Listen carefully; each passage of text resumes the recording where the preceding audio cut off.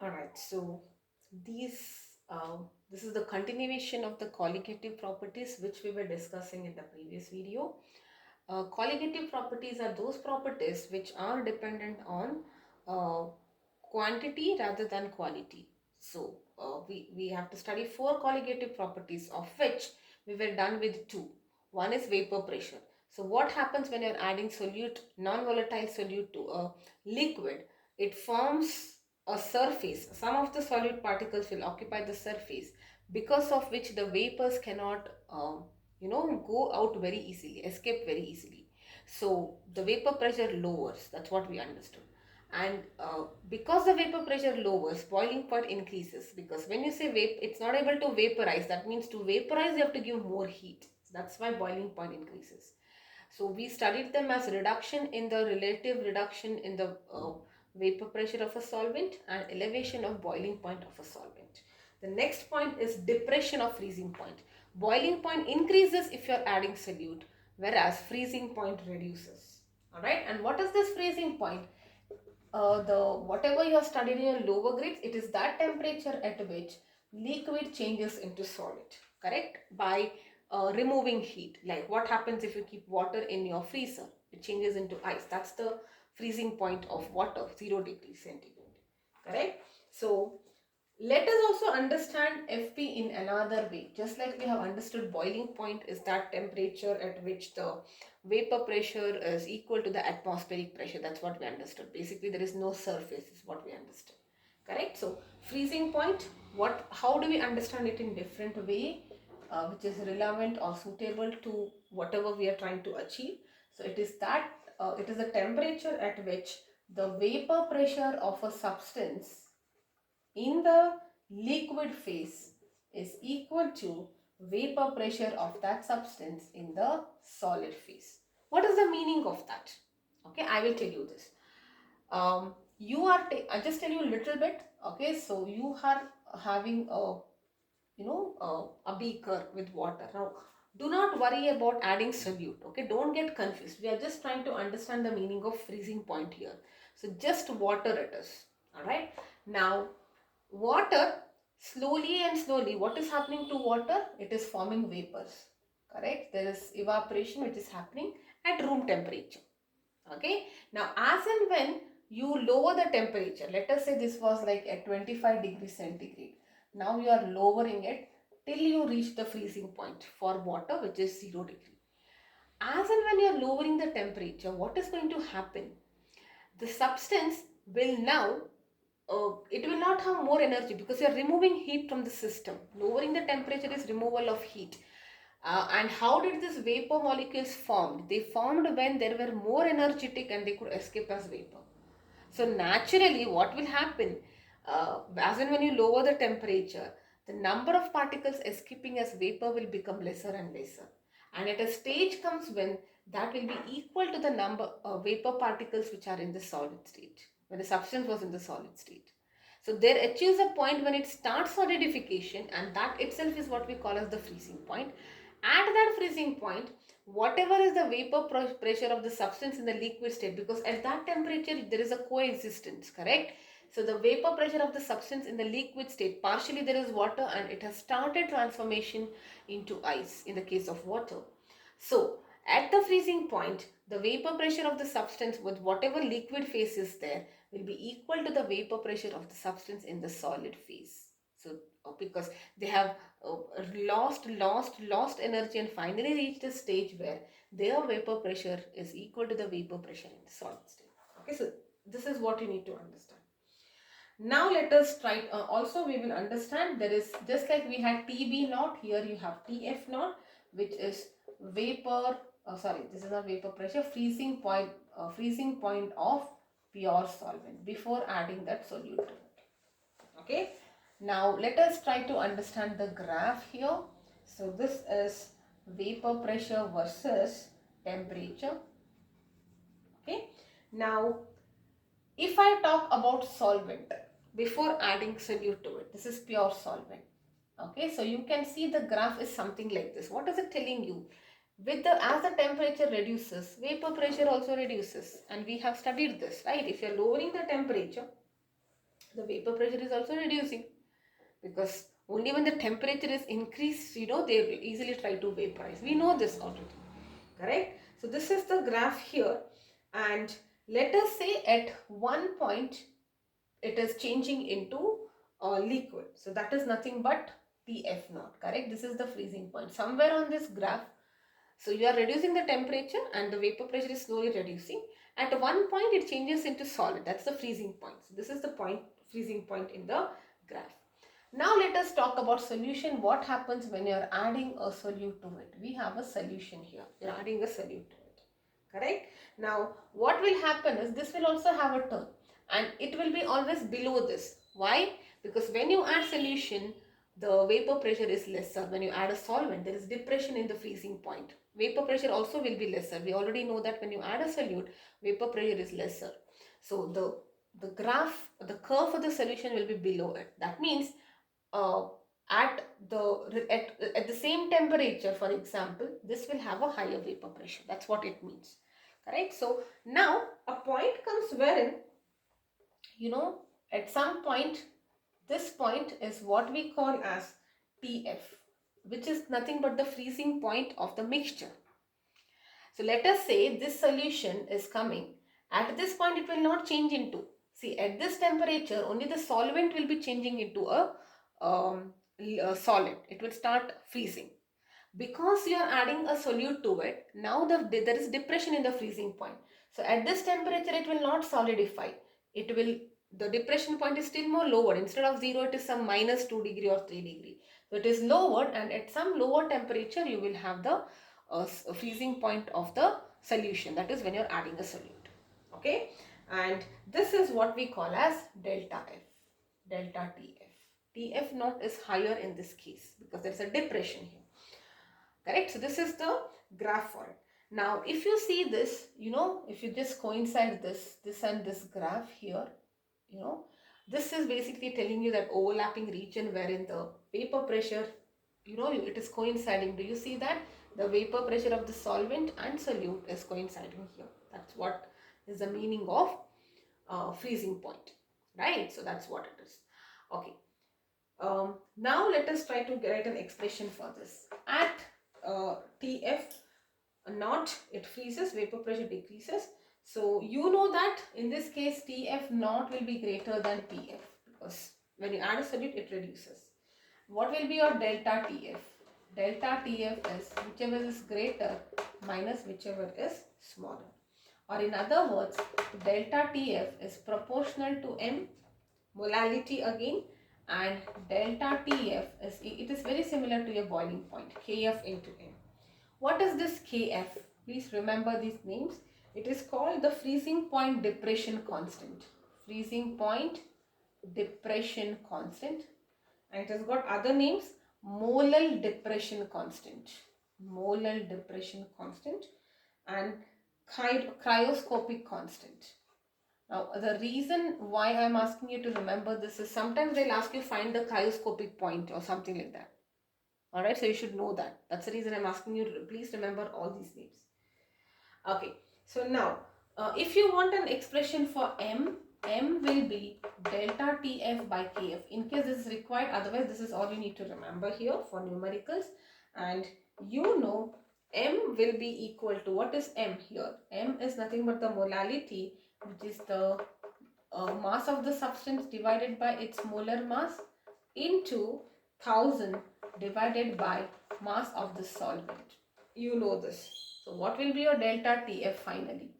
Delta TF is equal to KF into this part. Okay, so you can actually remember it this way. In numericals you can write it, but if you want to remember it as a formula, I'm just giving you this. Either ways it's left to you. Okay, 1000 by W1. This is all you need to remember. Okay, now the values of Kf and Kb, now look at that here, this is Kf, sorry, the values of Kf and Kb, Kf in this case and Kb when we are talking about boiling point elevation, correct? So that depends on the nature of the solution. So for a particular kind of solution, you have a particular value of Kf and Kb, alright? Now for all solvents, we can also write it in another format, which I will tell you now. Okay. I can also write Kf as R into M1 into Tf square divided by 1000 into delta fusion of enthalpy of fusion basically. Okay, so R, I can also write, this is one way, if I don't get Tf and M, then this is another way of writing it. R is the gas constant, M1 is the molar mass of the solvent, Tf is the temperature, the lower temperature, the freezing point, and if they give you enthalpy of fusion, you can do this. Similarly, for Kb, you can write R into M1 into Tb square here divided by 1000 into enthalpy of vaporization. How much heat is required to vaporize? Fusion is when it wants to freeze basically, melt basically. Alright, so this is enthalpy of vaporization. So if they give you vaporization and fusion, you can use these formulas to calculate the freezing point constant or boiling point constant. Otherwise, you can stick to the regular thing. Alright, so this is about depression of freezing point. Let's quickly do a numerical so that you get a feel of it.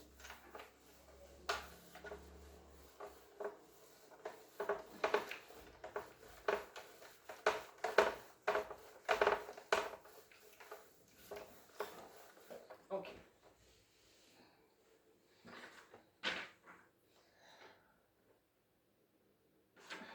Alright, 45 grams of ethylene glycol. 45 grams of ethylene glycol. Okay, so they have given you the molecular formula C2H6O2. This is ethylene glycol. Okay, anyways, we are going to learn it in organic. Is mixed with 600 grams of water. Calculate, you have to calculate the freezing point depression.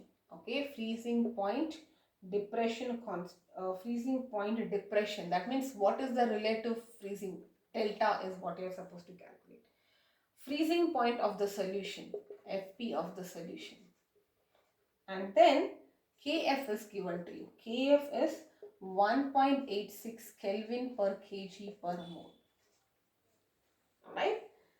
Clearly, there is no mention about any other thing. So it means water is the solvent and ethylene glycol is the solute. Right. So let us say I know W2 here, which is 45 grams. M2 I can calculate molar mass of this, which is 2 into 12 plus 6 into 1 plus 2 into 16. Okay. So this comes out to be 24 plus 6 plus 32, which is 62 grams per mole. So this is my weight. Alright, so let us, if you do not get anything first, let us write this formula. This is what I have, Kf into M. So I need to find this depression. I need to find this difference, correct? So that means Kf is given to me, so no doubt about it, 1.86 into M. Separately calculate or else directly write. Number of moles of solute, which is mass by its molar mass, and into 1000 by W1. Alright. Now W1 is given to you 600 grams. W2 everything is given to you. Okay. So directly if it's given in grams you will multiply. That's the reason it is. Okay. So W2 is 45. M2 is 62,000 by 600. It's just your simplification. On simplifying you will be getting it as 2.2 Kelvin. That's temperature. So first part is done. Now you have to find the freezing point of solution. You know that delta F is, there is depression, so this is not first minus this. Correct? So I got this. I know the freezing point of pure solution. It is 0 degree. Correct? So it is 273.15 Kelvin minus TF. So that is how I can find TF now, which will be 270. From 273 it has lowered by 2.2. So it is 270.95 Kelvin. Alright. So this is how you will be doing questions related to freezing point. Most of the times I have seen either a question on freezing point or a question on boiling point. Generally, they will not ask the theory and all, only the question has a weightage, the numericals has a weightage. There are a couple of questions which are worked examples in your textbook. Also there are in-text questions. Please go through it. These are, most of them have a similar pattern. They will only change. Sometimes they'll ask you to find KF, sometimes they'll ask you to find M2, whatever it is. Okay, but it's the same formula that you need to know. Okay, so we are done with the depression of freezing point.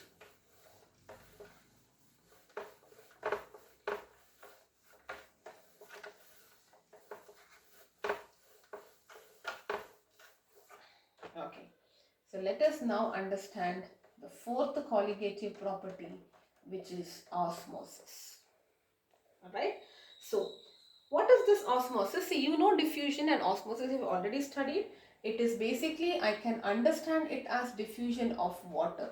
What is the meaning of diffusion of water through a semi-permeable membrane? Uh, just to give you an insight, diffusion is something, basically we'd say diffusion in terms of solute, that there is a solute. When I spray a perfume, there is more solute here. It will start spreading out till the concentration everywhere is uniform. Correct? But if the solute cannot move because of a semi-permeable membrane, that is when the water starts moving. Okay, so that the concentration gets equal. And this is also, when I say diffusion of water, water is also moving from higher concentration to lower concentration. Okay, so this is the very different process of flow of solvent through a semi-permeable membrane from its region of higher concentration to lower, or you can also say lower to higher but with respect to solution. So you can say water moves from its higher to lower, or water also moves from lower concentration of the solution or solvent to higher concentration of the solution. So do not get confused. The reason why I am telling you is they will not ask you to define all this, but they can surely give these small things in your MCQs. Alright, so for example, if you keep grapes, how is grapes turning into raisin? That is dried grapes. You are removing water from it, correct? So it is removal of water. You just keep it in sun.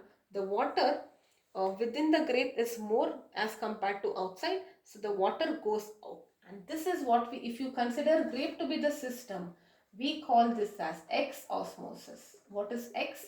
The water is going out of the system. That's what we call as X osmosis. And if you soak the raisins back in water, like overnight, you people soak raisins. It's very it has got a lot of health benefit. But anyways, so what happens now? This is the system now, correct? This is my system now. So raisins are dried. It doesn't have water. Water from the surroundings will go in. It has more sugar, but sugar cannot go out because of semi-permeable membrane. Okay, so that's why water comes in, and this is what we call as end osmosis. All of this you are very thorough with. Whenever X osmosis happens, it results in the shrinkage of the cell, and when end osmosis happens, it results in the swelling of the cell. Please remember this. This is also super important. X osmosis shrinkage, it's going out, it's logical. Something is coming in, it results in the swelling of it. Alright.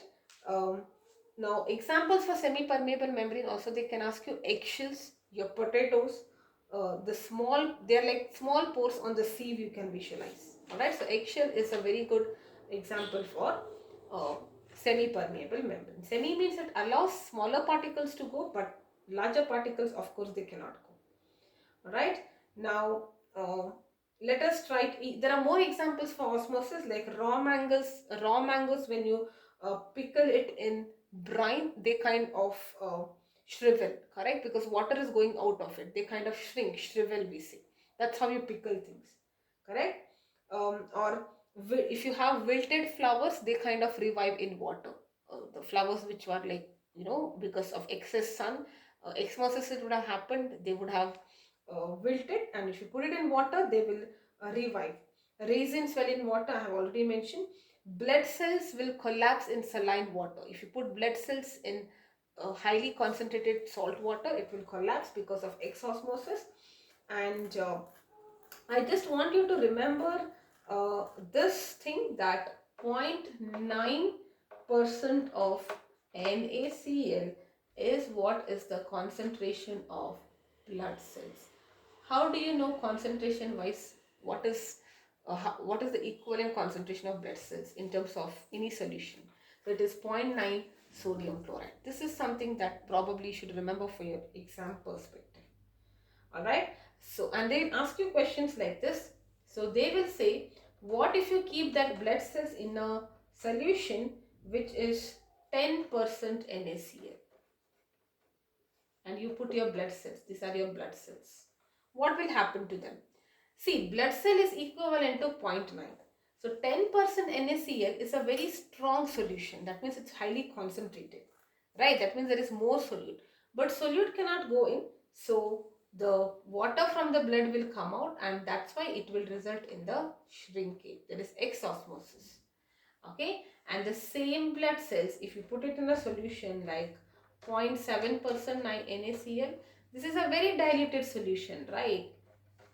Compared to this, this is concentrated now. Where is more water? Think about it. This is 0.9.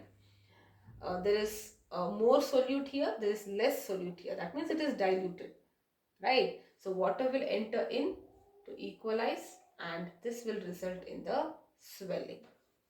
Okay, so this will result in the swelling of the cell. Alright, now there are so many other things also which you should know here, that people having too much of salt or will swell. If you have too much salt content in your body, okay, if you're having too much salt, NaCl I mean, you will tend to swell. Why? Because if you are having too much of salt, it is something like this condition, correct? So your surrounding is highly concentrated because you're having too much of salt, and comparatively blood cells is lesser, so that's the reason water will flow into you, right? So that's the reason you will swell, and this condition is called as edema. We can ask you for 1 mark. Carrots shrink in air and swell in water. We know that if you keep carrots, the same thing here. Water from soil rises in xylem by osmosis. Okay, you had studied this in bio also. So these are some of the day-to-day things that we see around, wherein osmosis is continuously happening. Alright, so next topic is osmotic osmotic pressure.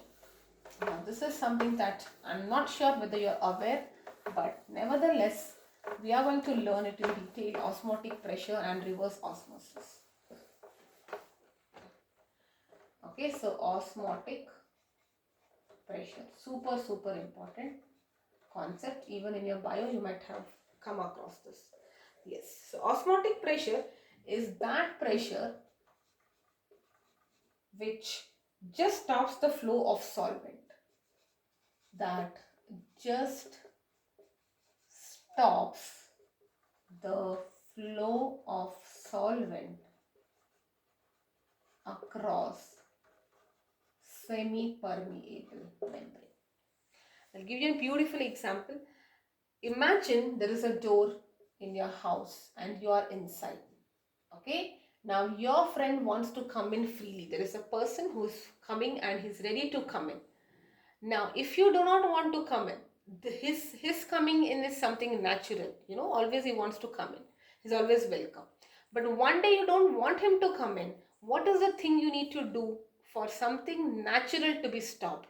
The only thing is you have to bang the door, or you have to stand there firmly and make sure that the door is not able to push the door further. Correct? So you have to apply a pressure which is just stopping the flow of solvent. And this door is like a semi-permeable membrane. Alright, so imagine this is a semi-permeable membrane. There is more water here, let us say, and there is less water here. Correct? So the natural tendency is the water will flow in this direction.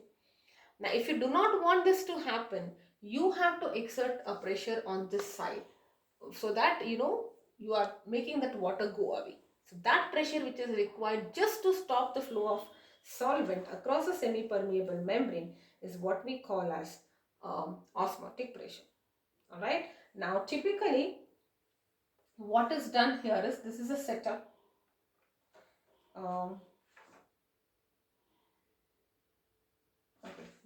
So this is a setup that you have. I was just trying to see what topics are there. Okay, so yes, this is a bridge. Okay, this is here in the bridge there is a semi-permeable membrane. Now you have a solvent here and there is a solution wherein there is some solute added. Okay, so this is how it looks. Okay, now see, this is under atmospheric pressure, and now in the solution side, see where you have to apply pressure, wherever there is less water, that means it's more concentrated. The pressure should be exerted on the concentrated solution side.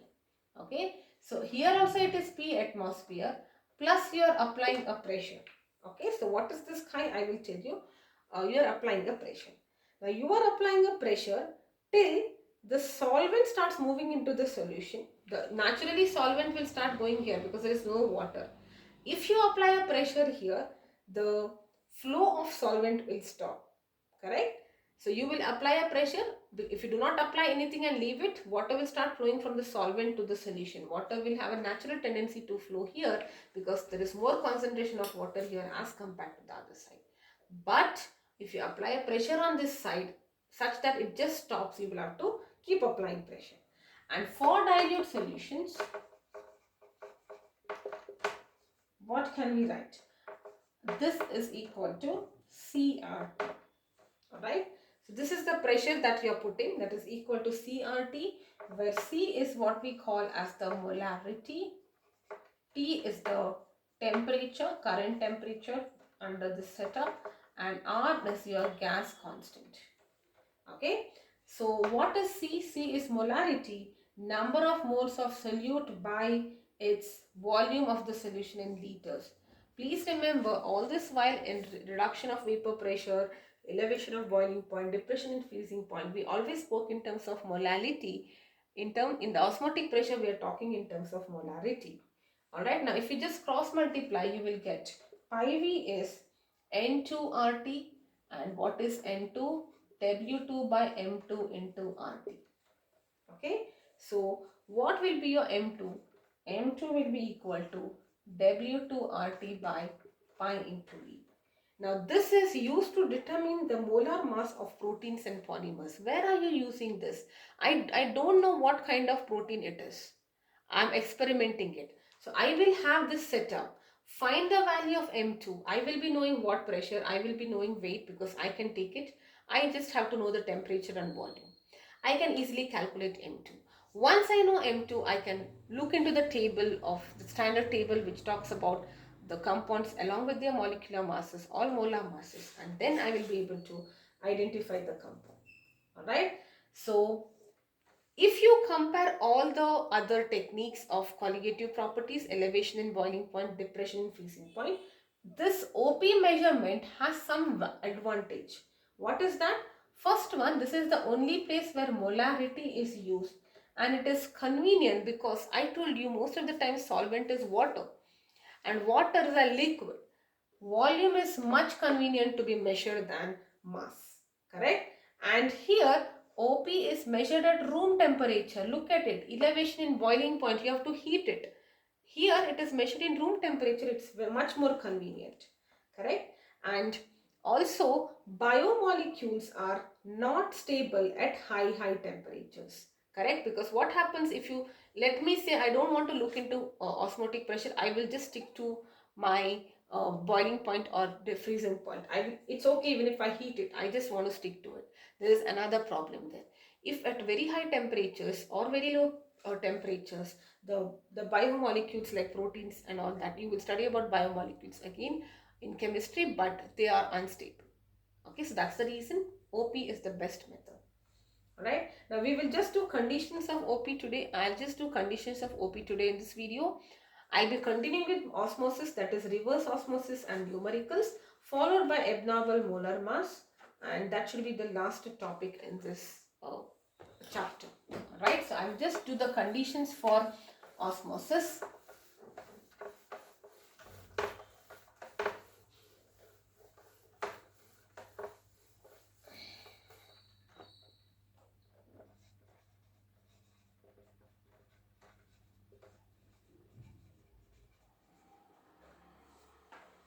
Okay, So what is the condition?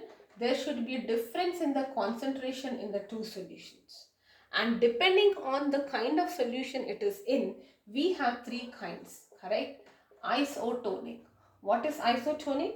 The two solutions having two solutions which have the same osmotic pressure or same concentration. And if they have same concentration, no osmosis can happen. See, only when there is a concentration gradient or difference, osmosis will happen. Okay, and what is an example? Blood in exactly 0.9 percentage sodium chloride. The concentration of blood is also similar, so they both are isotonic. Nothing will happen. Okay, next let us talk about hypertonic.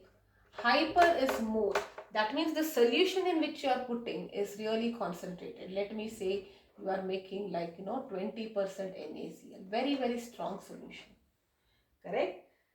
Uh, a solution with a very strong osmotic pressure. That means if you want to stop, you need to really apply a greater force. Correct? And what will happen in this case?